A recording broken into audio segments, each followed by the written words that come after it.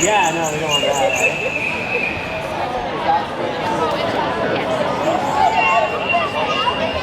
Today we're at the Ontario Science Centre. FLAB Canada is holding its annual bird layout event, where it is an educational program we hold, showing people the magnitude of the issue of bird collisions with buildings. All the birds you see here in front of you are all victims of collisions that our volunteers have picked up around buildings in the Toronto region. It's only a tiny snapshot of the larger picture.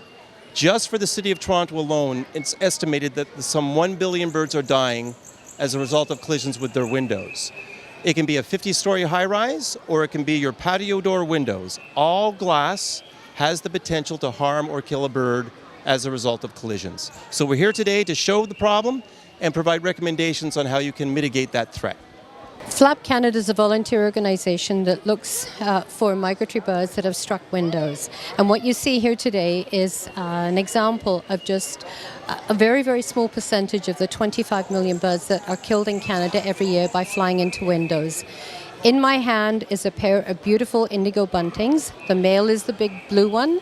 The female is the rather not very spectacular colored one, but it shows you the diversity in the coloring of the differences in sexes from the male to the female. They are both a pair that struck windows, and unfortunately windows are indiscriminate killers. They take big or small, they take pairs, they take old, they take young. This is real birds, and how did you get them? Right, I'm just going to explain that. This gentleman is asking, are these real birds? Yes. How do we get them? These are all what we would consider victims of collisions with windows. Okay? They see the reflection in those windows, or they're attracted to bright lights escaping from those buildings, and they fly into the structures. There's various types of injuries. The most common injury to a bird is head trauma. It's like a really bad concussion. The dead birds, like you see here, every bird you see goes to research purposes. They go to museums. The Royal Ontario Museum does a great deal of effort in creating skins out of these birds. They taxidermy them, put them in displays, they trade them with other museums, they take DNA samples, tissue samples. They go to great lengths to make sure that every bird goes to a significant use for research. What you see here are actually a pair of mallards, both of which struck the same building on the same day, but at different sides. Who knows if they were an actual mated pair that were coming through, but the bottom line is that windows can be detrimental to birds from all different sides and all different angles, especially where glass is concerned. As I said, glass is everywhere. Glass is in your homes, your cottages, your condos and apartment buildings, bus shelters, windbreaks, vehicles, sound barriers, office towers. It is everywhere. So it's very important that we do our part to try and make our built environment, our homes, our businesses safe for birds. If you find an injured bird that has collided with your home or your workplace, be sure to pick that bird up, contain it to, say, an unwaxed paper bag, or put it in a cardboard box. Let it sit for roughly an hour quietly in a warm, dark, quiet location. If the bird starts to move around inside that container, take that bird to some natural area away from the building you found it at, say to a park or a ravine, and release it back into the wild. If it doesn't fly away, please take that bird to a wildlife rehabilitation facility so that they can then take care of that bird, rehabilitate it, and release it back into the wild. So beautiful color, right? This is actually called iridescence. The true color of their wing is actually black, believe it or not. It's like a Yeah, and the blue is really just, it's almost like there's built-in crystals on there. When the light hits them, they appear blue to our eyes, but the true color is a darker black hue. Pretty interesting. And that's called iridescence. And most birds, when they have that, that's a means of communication. So they'll sort of flap their wings around to change the color and move it around like that. Now, here I have the wing. I also have the tail. Do you guys know what birds use their tail for when they're flying? Any idea? for the sense. For sensing, yeah? Yeah, What do you guys, because propulsion? That, yeah, definitely part of it. I have a bird, and every time he touches his tail, I get mad. What they're actually doing with their tail is it's like their steering wheel, built-in steering wheel, so Yeah. they'll steer. So they'll turn it in certain directions to turn. And generally, this isn't always true, but the longer a bird's tail is, the better it is at turning. So you ever seen swallows that catch insects in the air? They're really good at turning, whereas robins have a shorter tail and they live in open fields. What you see here, again, are examples of window collision victims. Some people might think I'm holding an adult owl and a baby, when in fact both of these birds are actually fully grown. The smaller one is a northern saw-whet owl. The bigger one is a barred owl. And again, both of these were found by FLAB volunteers when they were doing collision patrolling.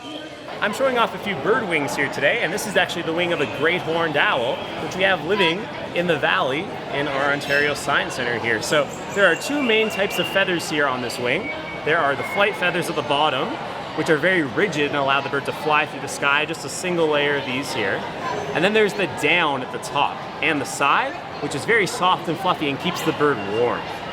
Now, you can see the bird's wing is mostly brown here. That's great for camouflage. So during the daytime when owls are sleeping, they will fly up to the top of the trees, nestle up there to try and blend in with the trees so other birds can't see them. But when they come out at night, they're gonna open their wings up.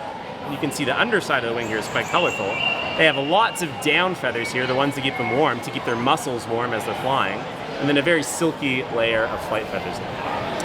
Now, my favorite thing about owls is on the first leading flight feather here, they have something called serrations on the edge of their wing. And these almost look like eyelashes there.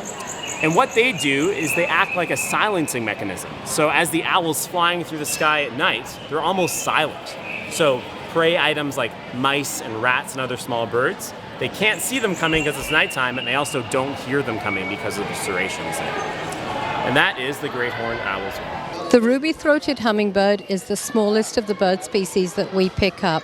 Often weighing only 3 or 4 grams, they're extremely vulnerable to collisions with windows at people's homes, because a lot of people like to put window feeders out for them and draw them in, but the feeder is often reflected in the window and the bird will come crashing into it.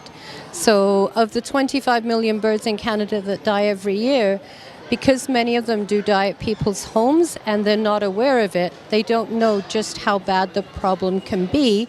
It's not just tall towers, but it's actually 1- and 2-story homes or cottages, places that have trees reflected in their windows that cause this massive problem that you see here. It's estimated that for North America alone, there are some 1 billion birds that are dying due to collisions with buildings. That means every second, there are 32 birds that die. And this is why the issue of bird collisions with windows is so bad, because the numbers are so staggering and they're taking birds' lives that are in many cases at-risk species. You're looking here at some 2,000 birds from 93 species, just a small group of volunteers picked up. So we really do need to focus on this issue, and you can make a difference by adopting prevention measures, as I mentioned earlier.